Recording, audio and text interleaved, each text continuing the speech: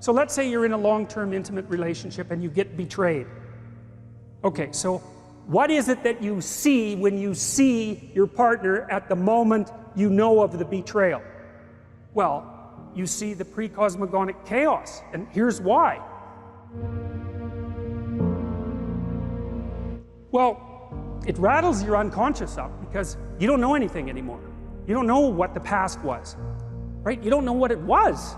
And it's supposed to be real, and all of a sudden you don't know what it was. And so you come up with wild ideas about what it might have been and what it represented, and then you don't know what the future is going to be anymore.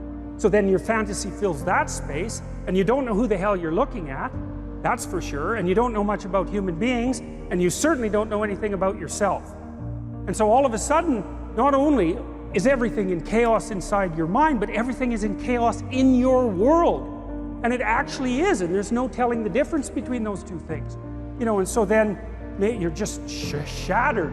And so then you go talk to a therapist for like 2 years, and you think, what happened? What was the reality?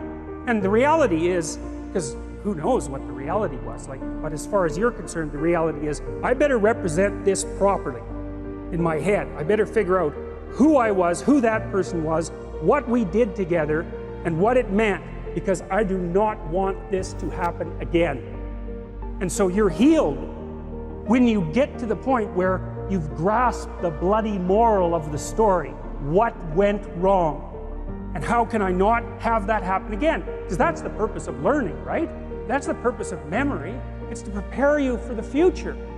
And so you have to pull out of that massive chaos a functional representation that increases your wisdom so that you're not this naive target the next time you enter into a relationship. So at least you can have another relationship without being so traumatized that, you know, you're done.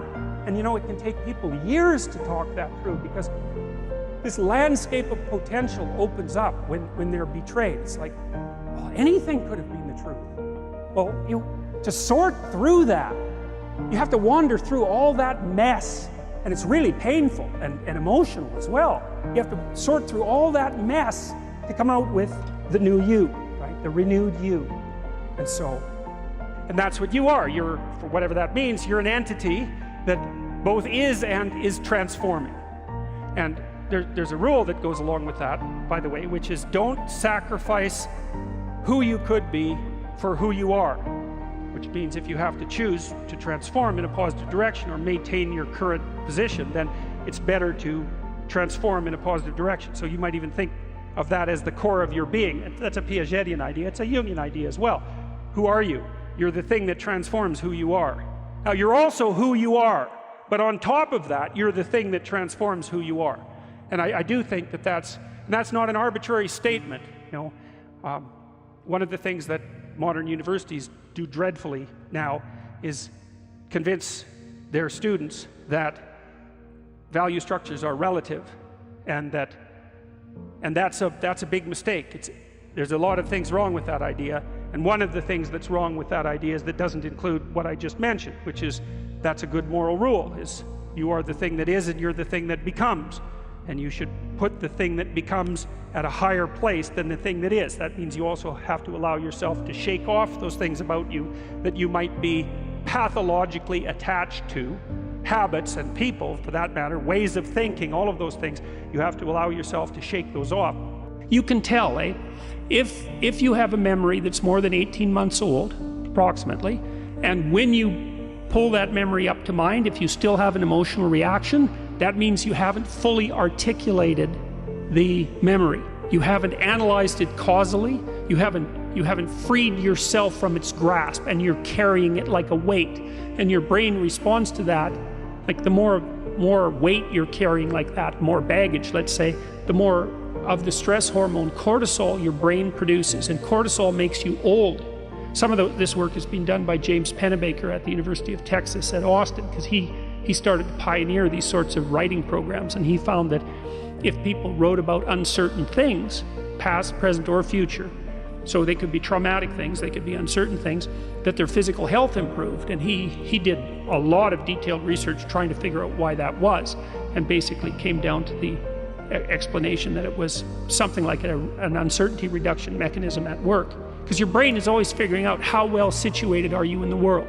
How much do you not know compared to how much have you mastered?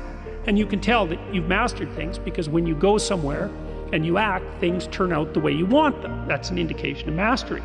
And your brain is sort of keeping track across your whole life of how many places you've been where things haven't worked out compared to how many places you have been where they have worked out. And if all those places in your past where things haven't worked out, you need to map and master. And that decreases the existential load on you, but that actually decreases your psychophysiological load. It makes you healthier. It makes you less stressed. And so we've put all that together in this self-authoring suite to help people write about their past, to sort it out in a detailed autobiography. It asks you questions about your past. It says, divide your life up into 6 epochs, and then divide each of those, that might be, say, birth to kindergarten, and then maybe elementary school, and then maybe junior high school, however you want to do it, and then to write about the emotionally significant events in each of those epochs, and then to describe their effects on you, and then to analyze how you did in those situations, what you might have done differently, what you might do differently in the future, to straighten out your past.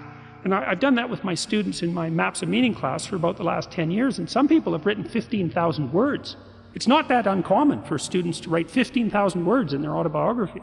Well, if you're thinking about your past, what it means is you haven't analyzed the causal chains. Because you might say, well, why do you remember your past? Well, you might say, well, it's in order to have an objective, record of the past. It's like it has nothing to do with that. There's only one reason you remember the past, and that's to be prepared for the future. That's why you remember the past. And so what you're supposed to do is take the past and extract out from it wisdom. And wisdom is the ability to avoid stumbling blindly into ditches. And so you think, well, here's a time in my past I stumbled blindly into this horrible ditch and terrible things happened to me. It's like, okay, you need to take that apart. You need to figure out, how was it that events conspired with your participation, voluntarily or involuntarily, so that terrible consequence emerged? You need to know why that happened and how you could react differently in that situation. And as soon as you do that, your brain will leave it alone. It won't obsess you about it anymore, because the anxiety-producing parts of your brain are basically trying to tell you where there are obstacles in your environment. It's like, look out, don't go there, don't go there. It's like, well, don't go there, there's fire. Well, maybe you could master the fire, right? Then you're a wielder of fire, you're not just a victim. And lots of situations are dangerous or not dangerous depending on your level of mastery, right? Life is like that. And so a negative emotion that's associated with a memory is something that's crying out for mastery.